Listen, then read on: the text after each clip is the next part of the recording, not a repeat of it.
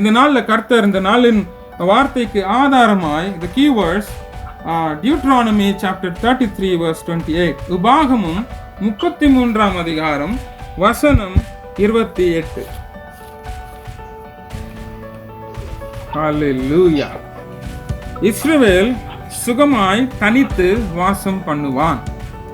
இதுதான் கர்த்தர் இந்த நாளில் கொடுக்கிற வசனம். இங்கிலீஷ்ல அந்த ஃபர்ஸ்ட் லைனை மட்டும் யாராவது வாசிங்களா? இங்கிலீஷ் வச்சிருக்கிறோங்க. Israel will dwell in safety alone. Underline the word alone. Alone, தனித்து வாசம் பண்ணுவான். அதுதான் கர்த்தர் இன்னைக்கு கொடுக்கிற வார்த்தை. இஸ்ரவேல் தனித்து வாசம் பண்ணுவான். இஸ்ரவேல் எப்படி இருப்பானா? தனித்து சுகமாய். இங்கிலீஷ்ல he will live in safety alone. Safety and alone are the words that God wants to speak to us. பரிசுத்தமுள்ள தேவனே, இந்த நாளில் கொடுத்த அந்த வார்த்தைக்காய் ஸ்தோத்திரம் செலுத்துகிறேன் ராஜா. கர்த்தர் நீர் வெளிப்படுவீராக, நான் சிறுகவும் நீர் பெருகவும், உடைய வார்த்தை மாத்திரம் வெளிப்படும்படி கர்த்தர் நீர் பேசுவீராக. ஆவியானவர் எங்களோடு பேசுகிற தேவன், நீர் பேசுகிற வார்த்தை எங்களுடைய வாழ்க்கையை ஆண்டவரே உமக்கு நேராய் நடத்தவும், ஆண்டவரே நீர் கொடுத்திருக்கிற பாதையில நாங்கள் செல்வதற்கு உம்முடைய வார்த்தை எங்களுக்கு கால்களுக்கு தீபம் பாதைக்கு வெளிச்சமாய் இருப்பதற்காக துதிக்கிறோம் தகப்பனே. இந்த காலை வேளையிலுடைய வசனம் ஆண்டவரே இருபுறமும் கருக்குள்ள பட்டயமாய் உம்முடைய வசனம் புறப்பட்டு வருவதாக. எங்கள் இருதயத்தில் கர்த்தாவே உம்முடைய வசனம் பாய்ந்து செல்லட்டும். ஆண்டவரே எங்களை ஆண்டவரே உம்மை விட்டு பிரிக்கிற எந்த காரியமா இருந்தாலும் உம்முடைய வசனமானது ஆண்டவரே எங்களை புடமிடும்படி நான் ஒப்பு கொடுக்கிறேன். எங்களோடு கூட கர்த்தர் பேசுவீராக. நீர் ஒருவர் மாத்திரம் மகிமைப்படும். ஆண்டவராக இயேசு கிறிஸ்து மூலம் ஜெபம் கேட்கிறேன் பிதாவே. நன்றி ஸ்தோத்திரம் ஆண்டவரே. ஆண்டவர் இந்த நாள்ல கொடுக்கிற வசனம், இஸ்ரவேல் தனித்து வாசம் பண்ணுவான், சுகமாய் தனித்து வாசம் பண்ணுவான். கர்த்தர் நம்மளை இந்த நாள்ல அழைக்கிறார். நான் உன்னை பிரித்தெடுத்திருக்கிறேன். கர்த்தர் சொல்றாரு, நான் உன்னை பிரிச்செடுக்கிறேன். I have set apart you for me. You are the people who have been set apart. எனக்காய் பிரித்தெடுக்கப்பட்ட ஜனம் நீங்கள். கர்த்தருடைய வேதத்தின் அடிப்படையில் பரிசுத்தம் என்றால் என்னன்னா, அதுக்கு the language of the in the understanding of the Bible, what is the meaning of holiness? பரிசுத்தம் என்றால் என்ன? நல்லா ஜெபிப்பதும், நல்லா நான் அப்படியே இப்படியா பயசா நடந்து கொள்வதும், பக்தியாய் நடந்து கொள்வது பரிசுத்தம் அல்ல. தேவனுடைய வார்த்தையின் அடிப்படையில பரிசுத்தம் என்றால் பிரித்தெடுக்கப்பட்டவன். தேவனுக்காய் பிரித்தெடுக்கப்பட்டவர்கள் தான் பரிசுத்தம். அதான் கர்த்தருடைய வசனம் அதான் சொல்லுது, நீ எனக்காய் பிரித்தெடுக்கப்பட்ட ஜனம். You have been set apart for me. That is the meaning of holiness. கர்த்தர் பிரித்தெடுக்கிறார். இந்த உலகத்தில் நீ உலகத்தில் இருந்தாலும் உலகத்தான் அல்ல. நான் உலகத்தில் தான் வச்சிருக்கிறேன், ஆனா நீ உலகத்தின் வாசனை கூட மேல காணப்படக்கூடாது. I am setting you apart. இஸ்ரவேலே, நீ தனித்து வாசம் பண்ணு. நீ தனித்து வாசம் பண்ணும் பொழுது நீ சுகமாய் இருப்பாய். When you live in holiness, when you don't conform with the people, நீ ஜனங்களோடு கலந்து வாசம் பண்ணாமல் நீ என்னுடைய வழியிலே நடக்கும் பொழுது, நான் உன்னை பிரித்து வைத்திருக்கிற இடத்திலே நீ வாசம் பண்ணும் பொழுது நீ சுகமாய் இருப்பாய். நீ சுகமாய் இருப்பாய் என்றுதான் கர்த்தர் இந்த நாள்ல சொல்லுகிறார். ஆதியாகமம் 12ஆம் அதிகாரம் வசனம் 1-3 நீங்க எடுத்து வாசிப்பீர்கள். நான் உனக்கு காண்பிக்கும் தேசத்துக்கு, வசனம் 1, நீ எதை விட்டு வரணும்? உன் தேசத்தை விட்டு வா, உன் இனத்தை விட்டு வா, உன் தகப்பன் வீட்டை விட்டு வா. நான் உனக்கு காண்பிக்கிற தேசத்துக்கு புறப்பட்டு போ. இங்கிலீஷ்ல வாசிங்கன்னா get thee out. The Lord says come out of that and I will keep you safe. உன்னை கர்த்தர் உன்னை சொல்றாரு, நீ வெளியே வா. உன் எதை விட்டு வெளியே வா? உன் தேசத்தை விட்டு வெளியே வா, உன் ஜாதி விட்டு வெளியே வா, உன் குடும்பத்தின் எல்லா காரியங்களை விட்டு நீ வெளியே வா. நீ வெளியே வா. நீ வெளியே வந்தா get thee out.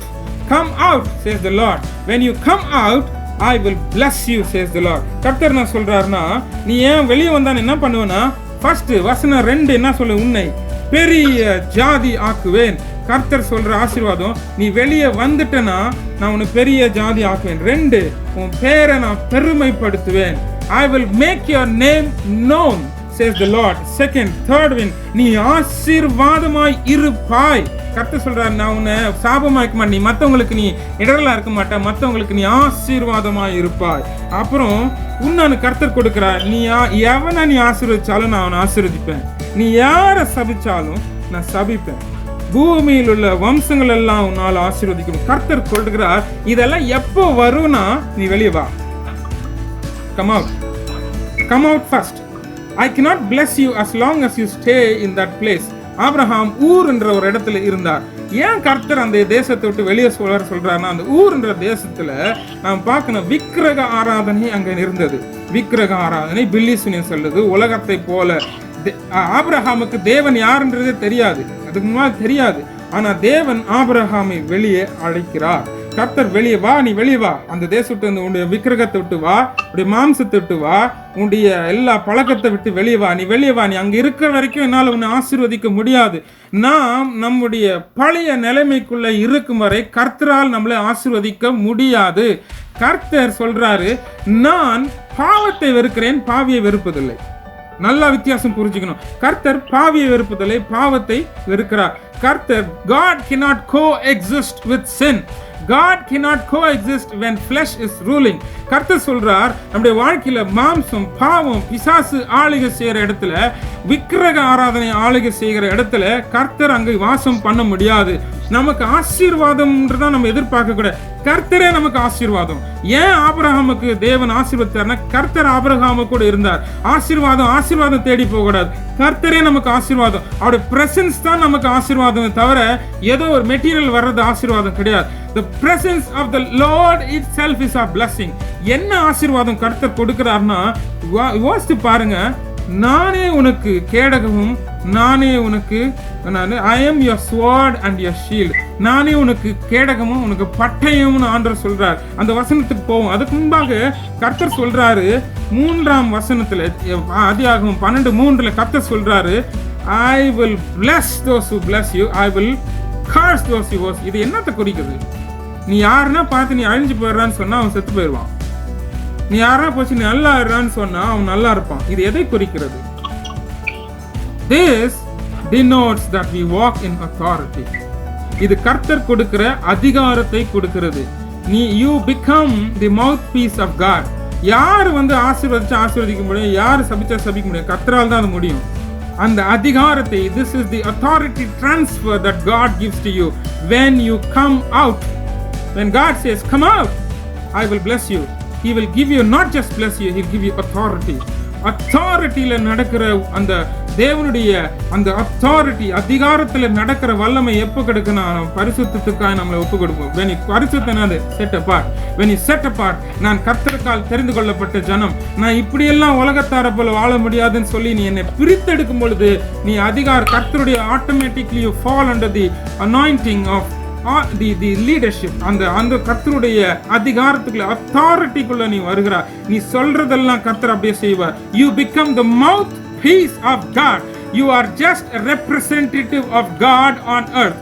You are God's authority on earth, the manifest authority of God on earth. கர்த்தர் உன்னை அந்த நிலைமையில வைக்கிறார். நீ எவனை ஆசீர்வதித்தாலும் ஆசீர்வதிக்கப்படுவான், நீ எவனை சபிச்சாலும் சபிச்சுக்கு நாசமா போயிடுவான். இது கர்த்தருடைய அத்தாரிட்டி. எப்போ அந்த அத்தாரிட்டி வரும்? நீ தனித்து இருக்கும் பொழுதுதான். கர்த்தர் அப்படித்தான் சொல்றார், நீ தனித்துரு. நீ கர்த்தருக்காய் நீ உன்னை ஆயத்தப்படுத்தி நீ தனித்து வெளியே வரும்பொழுது you become, first thing happens is you become noticed. உலகத்தாரை போல நடத்துக்கும் போது யாவனும் உன்னை கண்டுக்க மாட்டான். நீங்க பார்த்துருக்கிறீங்களா, நீச்சல் அடிக்கிறவங்க ஆத்துல, அங்கிளுக்கு நல்லா தெரியும் நினைக்கிறேன், அவர் அந்த எக்ஸ்பீரியன்ஸ் எல்லாம் இருக்கும். ஆத்துல இந்த இது வரும், we call that current Tamil என்ன சொல்றது தெரியல, அலை. அந்த அலை வரும்போது அலையோட சேர்ந்து நீச்சல் அடிக்கிறது ஈஸியா, அதுக்கு எதிர்த்து நீச்சல் அடிக்கிறது ஈஸியா? இக்கரையிலேருந்து அக்கறை போறது ஈஸியா, அலையோட சேர்ந்து போறது, ஃப்ளோவோட போறது, நீச்சல் அடிக்கிறது ஈஸியா? எதிர்த்து போகிறது தான் கஷ்டம். எதிர் நீச்சல்னு அதுதான் அது பேர் சொல்லுவாங்க, எதிர் நீச்சல். அலைக்கு எதிர்த்து நீச்சல் அடிப்பது ரொம்ப கடினம். அப்போ எல்லாரும் அலையோட சேர்ந்து நீச்சல் அடிக்கும் போது எதிர்த்து நீச்சல் அடிக்கிறவனை ஜனங்கள் பார்க்க ஆரம்பிப்பார்கள். When you move from a place where you are unnoticed to a place you become noticed, first thing that happens, உன்னை பார்க்காதவர்கள் உன்னை பார்க்க ஆரம்பிப்பார்கள். You become noticed.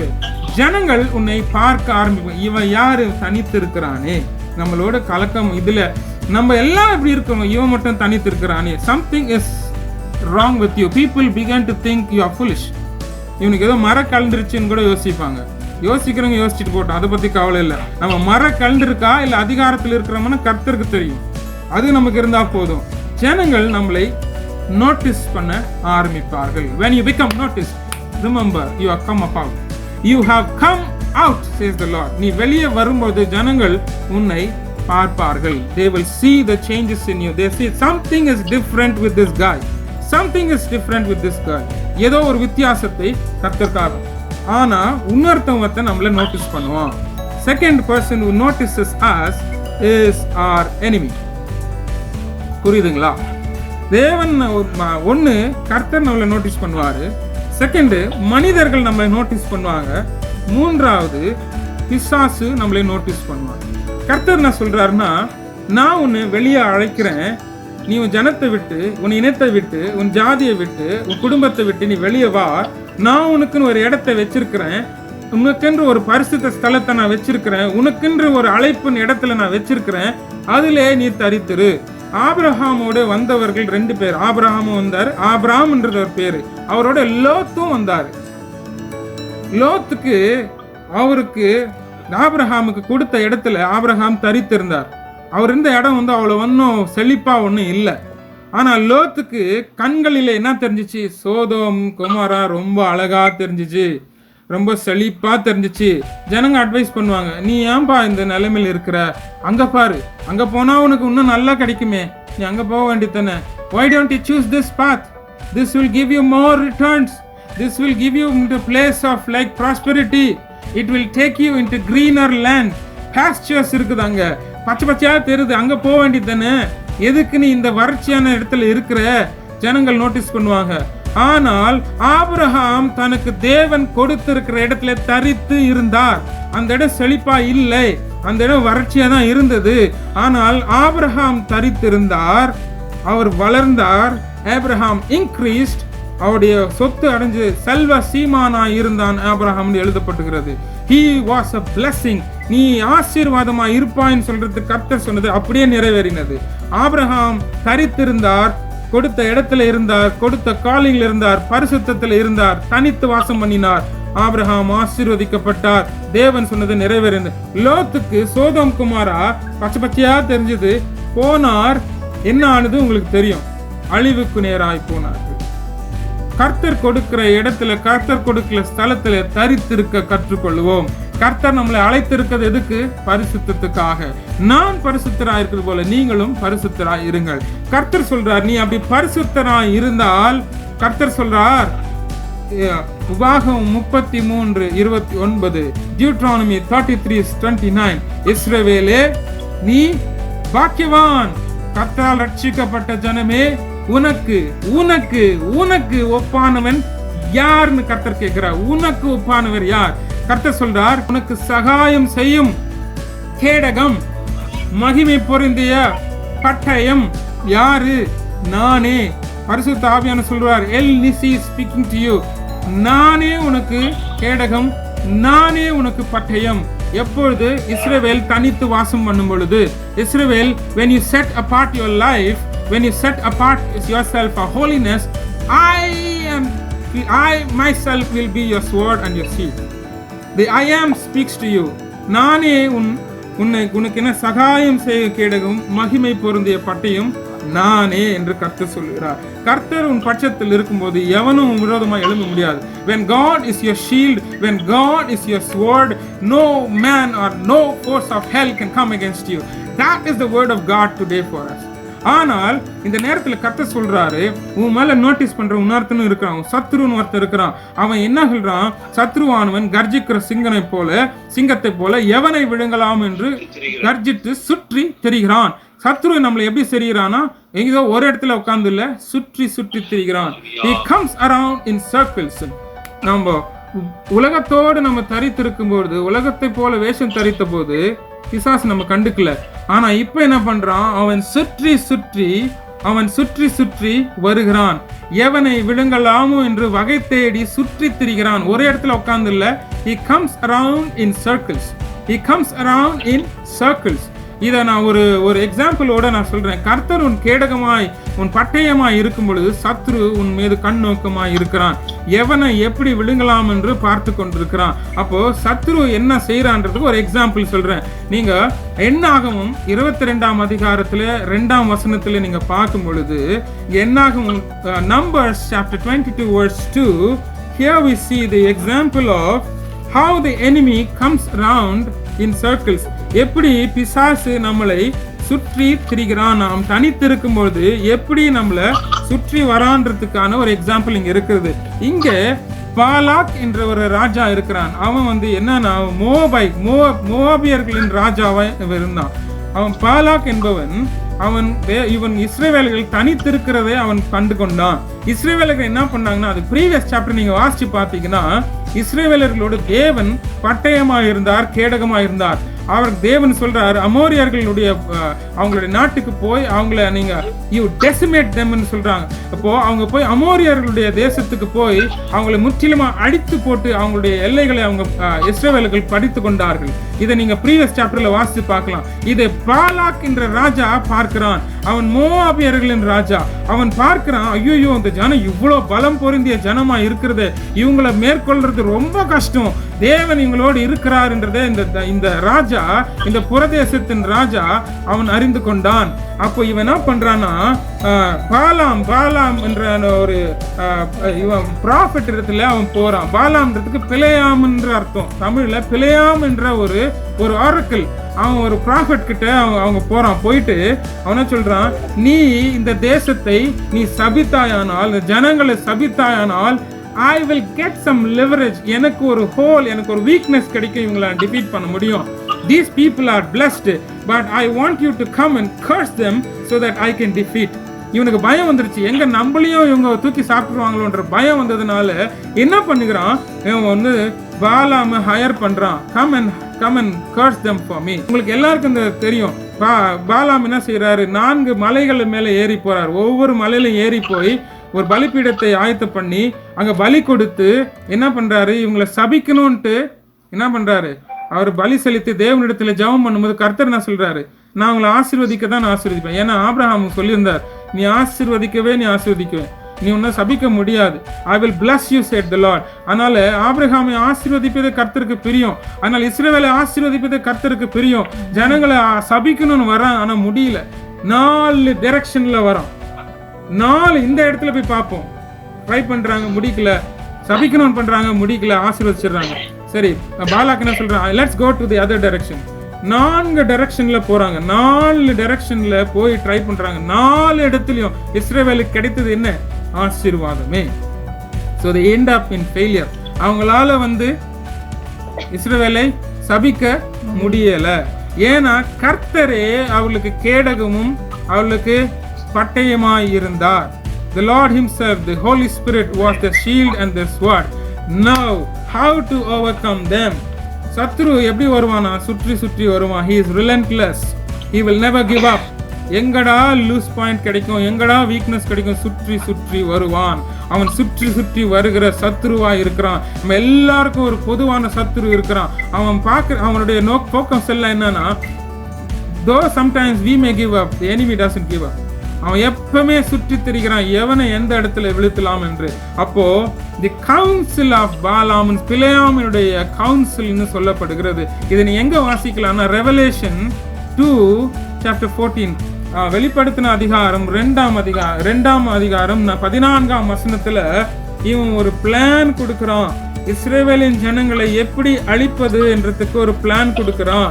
அவன் கொடுக்கிற பிளான் என்னன்னா, பிலேயாமின் இவர்களுக்கு விக்கிரகங்களுக்கு படைத்தவைகளை புசிப்பதற்கும் வேசித்தனம் பண்ணுவதற்கும் ஏதுவான இடரலை இஸ்ரவேல் புத்திரருக்கு முன்பாக போடும்படி பாலாக் என்பவனுக்கு போதனை செய்த பிலேயாமுடைய போதகத்தை கை கொள்கிறவர்கள் உன்னிடத்தில் உண்டு. இந்த பிலேயாம் என்ற பாலாம் என்ன ஆலோசனை கொடுக்கிறான்னா, போய் அந்த யார் இடத்துல, மோவாபியர்கள் இடத்துல அவங்கள இன்வைட் பண்றான். Instead of fighting them, Moab என்ன பண்ணுகிறான்னா, அவங்கள விருந்துக்கு அழைக்கிறான், விருந்துக்கு என்டைஸ் பண்ணுகிறான். விருந்துக்கு என்டைஸ் பண்ணுகிறான். எதனால? இவங்களை தீட்டுப்படுத்தினால் இவர்களை மேற்கொள்ளுகிறான்ற ஐடியா யார் கொடுத்தது? பிலேயாம். இவங்களை தீட்டுப்பட்டுட்டாங்கன்னா கர்த்தருடைய presence, the Lord himself is the shield and your sword, அது எடுப்படும். அது எடுப்பட்டு போனா ஈஸியா எங்களை தூக்கிடலான்ட்டு ஐடியா யார் கொடுத்தது? பிலேயாம் என்ற ஒரு தீர்க்கதரிசி. அவனுடைய முடிவு ரொம்ப பயங்கரமா இருக்கும். நீங்க வாசிச்சு பாருங்க, அதுல நம்பர்ஸ் நீங்க கடைசியில வாசிச்சு பார்த்தீங்கன்னா பிலேயாம் பயங்கரமான ஒரு சாவு உண்டா. ஏன்னா he gave a wrong counsel because he was after the worldly things, he wanted wealth. அவன் எனக்கு வேண்டாம் வேண்டாம்னு சொன்னாலும் அவன் இருதயம் பணத்துக்கு நேரம் போயிட்டு இருந்தது. அதனால கர்த்தர் இந்த இடத்துல சொல்றாரு, யாரு? பிலேயாம் ஒரு ஆலோசனை கொடுக்குறான். என்ன? விருந்துக்கு அழைத்து வந்து அவங்களுக்கு என்ன கொடு? விக்கிரகங்களுக்கு படைக்கப்பட்டதை அவளுக்கு கொடு. விக்கிரகம், ஐடலேட்ரி அவங்க வாழ்க்கையில கொஞ்சமா புதுக்குறான். அது மாத்திரமில்ல, நீ போய் அந்த விமனோட, மோவாபைட் விமனோட கலந்துக்கோ, அவங்களோட ஃபார்னிகேட் பண்ணு, இன்வால்வ் யுவர் செல்ஃப் இன் எதுல? அவர்களோட விபச்சாரம் செய்யும்படி, அவர்களோட என்ன பண்ணணும்? என்ன சொல்லிருக்க? வேசித்தனம் பண்ணும்படி, மோவாபியர் உமங்களோட வேசித்தனம் பண்ணும்படி அவர்களை ஏவி விட்டான். Once these things come into our life, என்ன first thing that leaves us is God's protection. நானே உனக்கு கேடகம், உனக்கு பட்டயம் என்று சொன்ன கர்த்தர் விலகுகிற இது உண்டாகிறது. நீங்க தொடர்ந்து நீங்க வாசித்து பார்த்தீங்கன்னா அந்த இடத்துல என்ன ஆகுது? இவர்கள் இஸ்ரவேலின் ஜனங்கள் போய் மோவாபிய ஸ்திரீகளோடு அவர்கள் வேசித்தனம் பண்ணினார்கள். அன்றைய தினம் 24 இஸ்ரவேலர்கள் அழிக்கப்பட்டு போனார்கள். என்ன ஆனது? ஏன் அழிக்கப்பட்டு போனாங்க? 4 டைரக்ஷன்ல சத்ரு சாபத்தை போட நினைச்சா சபிக்க முடியல. ஆனா அவர்களுக்குள்ளே நான் உன்னை பிரித்தெடுத்து வச்சிருக்கிறேன், நீ யாரிடத்தையும் கலக்க கூடாதுன்னு கர்த்தர் சொன்னார். ஆனா இவங்க என்ன சொன்னாங்க? போய் கலந்துட்டாங்க. எந்த இடத்துல கர்த்தர் நீங்க கலக்க கூடாதுன்னு சொல்றாருன்னா, டியூட்ரானமி சாப்டர் 7 verse 1, உபாகமும் 7ஆம் அதிகாரம் வசனங்கள் 1ல நீங்க எடுத்து வாசிச்சு பாருங்க. 7 ஜாதிகளை உன்னை விட்டு நான் துரத்துவேன் என்று சொல்றாரு. இந்த 7 ஜாதிகளுக்கு ஒரு ஸ்பிரிச்சுவல் மீனிங் இருக்கு. 7 ஜாதிகளுக்கும் 7 கேரக்டர்ஸ் இருக்குது. இது நம்மளை டிஃபைல் பண்ணுகிற 7 கேரக்டர்ஸ். மோவாபைட்ஸ்க்கு ஒரு உண்டு, என்னன்னா செக்ஷுவல் இம்மாரலிட்டியை உண்டு பண்ணுகிறவர்கள். they entice us.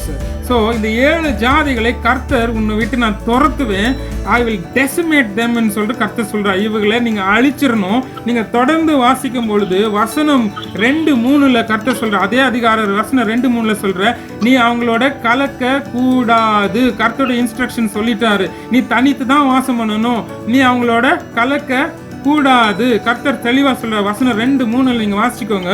நீ அவங்களோட சம்பந்தம் கலக்க கூடாது. அப்படி கலந்தா என்ன பண்ணுவாங்கன்னா அவங்க உங்களை விக்கிரக ஆராதனைக்கு கொண்டு போவாங்க. வசனம் 4:5 விக்கிரக ஆராதனைக்குள்ள உங்களை கடந்து கொண்டு போவார்கள்.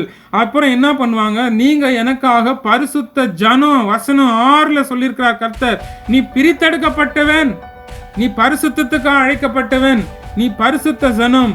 உன்னை கொஞ்சமா இருக்கும் பொழுது கர்த்தர் உன்னை அழைத்தார். வசனம் 7, நீ கொஞ்சமா இருக்கிறதுனால உன்னை அழைத்த. நீ பெரிய ஜாதி இல்லை, உன்னோட பெரிய ஜாதி 7 ஜாதி இருக்குது. ஆனா கொஞ்சமா இருக்கிற நீ அவர்களை மேற்கொள்ளுவா. ஏன்னா நீ பரிசுத்தத்துக்காக அழைக்கப்பட்டவன். நீ பரிசுத்துல நிலைத்திருந்தால் 7 ஜாதிகளை நீ மேற்கொள்ளுவாய். ஆனால் அவங்களோட நீ சம்பந்தம் கலந்துட்டா விக்கிரக ஆராதனைக்குள்ளாய் போவாய், மாம்சத்தின் கிரியைகளுக்குள்ளாய் போவாய், வேசித்தனம் பண்ணுவாய். இது கர்த்தர் இதை பண்ணினா கர்த்தருடைய பிரசன்ஸ், கர்த்தருடைய சமூகம் எல் நிசி உன்னை விட்டு விலகி போவார். அப்போது சத்ரு உன்னை அடிப்பான். 24,000 ஜனங்கள் ஆண்கள் அந்த நாளில் செத்தார்கள் என்று வேதத்தில் எழுதப்பட்டிருக்கிறது. கர்த்தர் நம்ம எதுக்காக அழைத்திருக்கிறார்?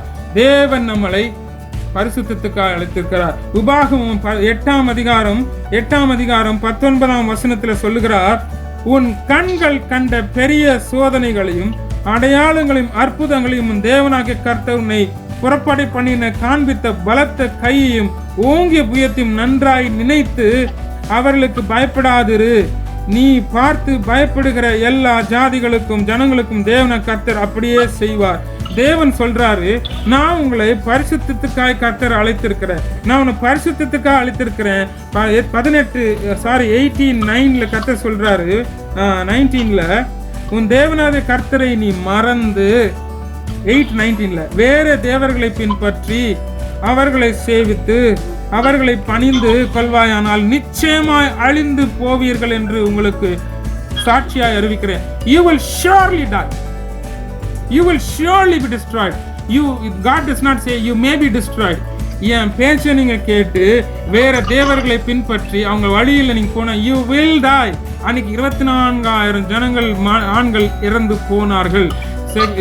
வேசித்தனம்ன்றது தேவனுக்கு பிரியமில்லாத இந்த காரியம், இந்த சரீரத்துல இந்த மாம்சத்தின் கிரியைகள் சொல்லப்பட்டிருக்கிறது. எதுல? கலேஷியன்ஸ் சாப்டர் 5ல எழுதப்பட்டிருக்கு. எபேசியர் 5ஆம் அதிகாரத்தில் சொல்லப்பட்டிருக்கிறது. என்ன பண்ணுறது? மாம்சத்தின் கிரியைகள். அதுல ஃபர்ஸ்ட்ல இருக்கிறது செக்ஷுவல் இம்மாரலிட்டி.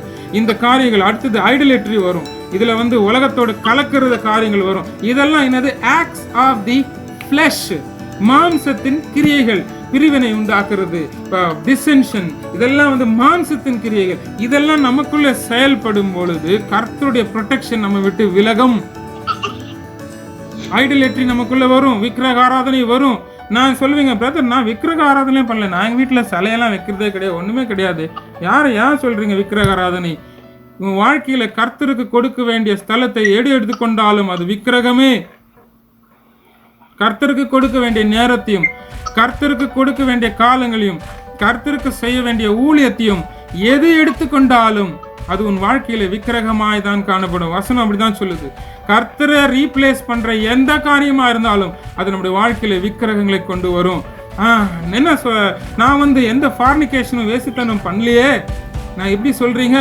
மத்தேயு 5ஆம் அதிகாரம் 28ஆம் வசனம் கர்த்தர் சொல்றார், இயேசு கிறிஸ்து சொல்றார், நீ எந்த ஒரு ஸ்திரீயையும் இச்சையோடு பார்த்தாயானால் உன் இருதயத்திலே அவளோட விபச்சாரம் செய்து ஆயிற்று. You have committed fornication in your heart.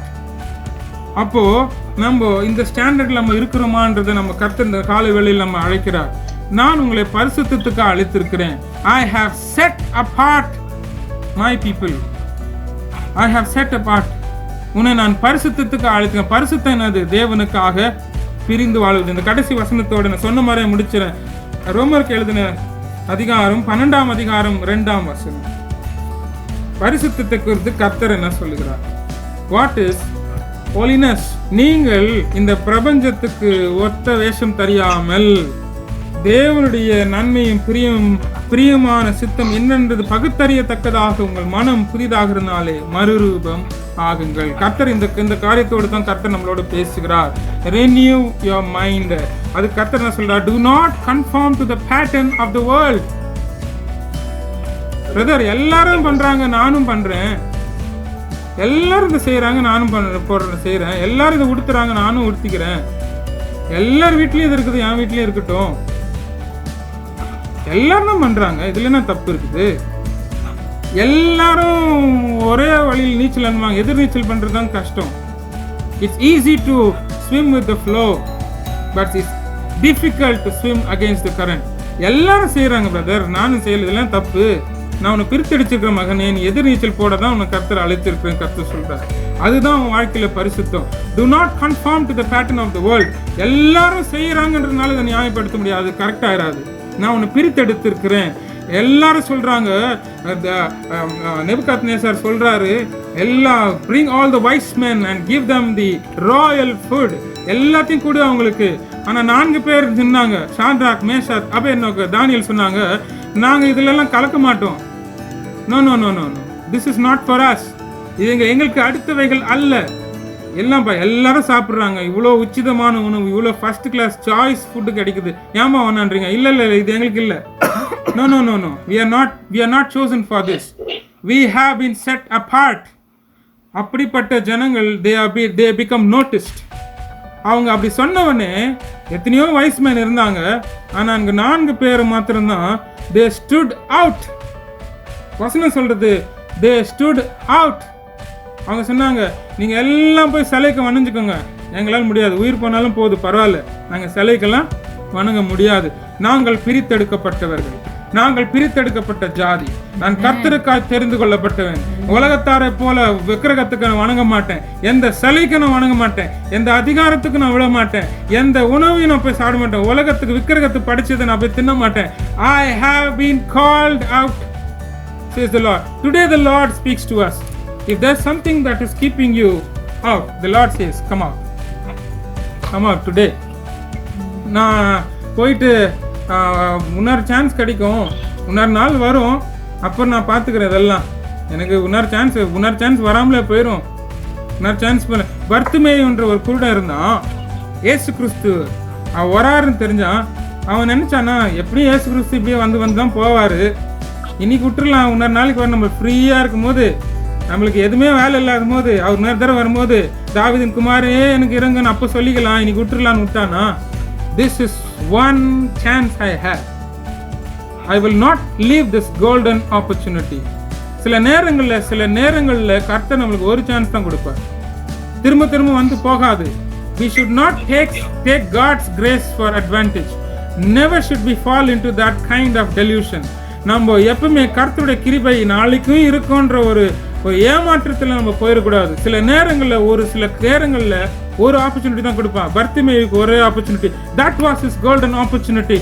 Had he left that opportunity, his name would have been removed from history. இன்னைக்கும் அந்த மனுஷனை குறித்து பேசுறோம்னா, he pounced on that opportunity and he said, இன்னைக்கு தான் எனக்கு இதுதான் என்னோட ரட்சணை நாள், இதுதான் எனக்கு ஆப்பர்ச்சுனிட்டி, இந்த சான்ஸ் விட்டா எனக்கு வேற சான்ஸ் இல்லை. சில நேரத்தில் ஒரு சான்ஸ் தான் ஆண்டவர் கொடுப்பார்.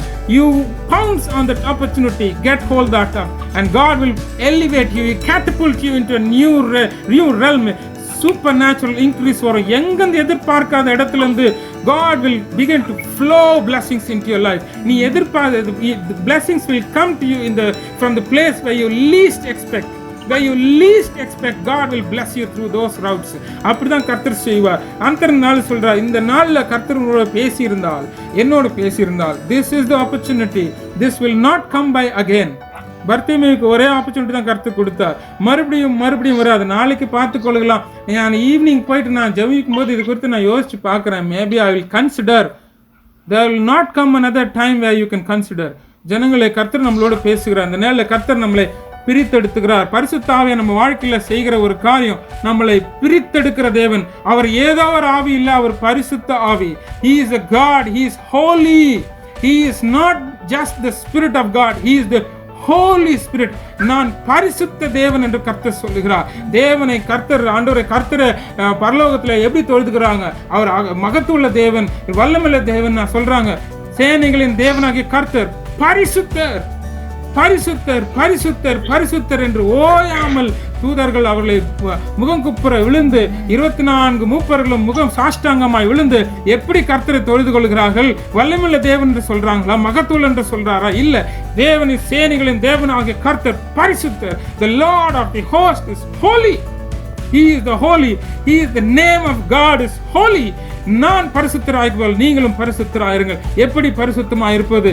பிரித்தெடுக்கப்பட்ட ஒரு வாழ்க்கை, உலகத்தோடு ஒத்த வேஷம் தெரியாமல் மாம்சத்தின் கிரியைகளை அழிப்பதே தேவனுக்கு செய்கிற புத்தி உள்ள ஆராதனை என்று வசனம் ரோமர் 12:1 சொல்லப்படுகிறது. இதுதான் ஆராதனை. when you set apart your life, நான் என் சரீரம் தேவனுக்குரியது, என் சரீரம் தேவனுடைய ஆலயம் என்று சொல்லி என்னை பிரித்தெடுத்து, நான் உலகத்தால போல இனி நான் நடக்க மாட்டேன், என்னை பிரித்தெடுத்து வாழும் பொழுது அதுவே ஆராதனை, அதுவே worship.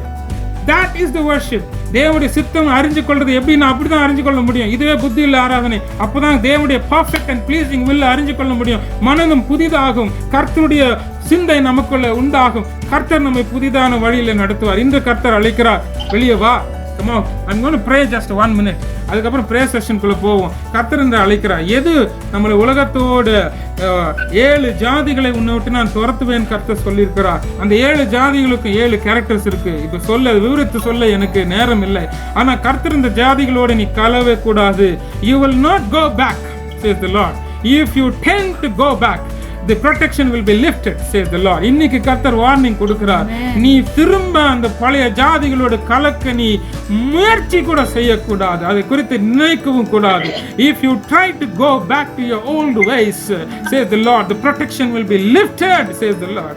நான் உனக்கு கேடகமாய் மகிமை பொருந்திய பட்டயம் உனக்கு கேடகமாய் நான் இருக்கிறேன். ஆனால் என்னுடைய ப்ரொடெக்ஷன் உன்னோடு இருக்கணும். நீ பிரித்தெடுக்கப்பட்டவன், நீ பிரித்தெடுக்கப்பட்டவள் என்பதை நினைவு கூறு. உலகத்து ஒத்த வேஷம் தெரியாது. முடியாது. ஓ, மாம்சத்தின் கிரியைகளுக்கு இடம் கொடாதே. கர்த்தர் சொல்லுகிறார், பிசாசுக்கு எதிர்த்து நில், அப்பொழுது உன்னை ஓடி போவான். Do not says the Lord, come out says the Lord. Do not assist the devil but resist him.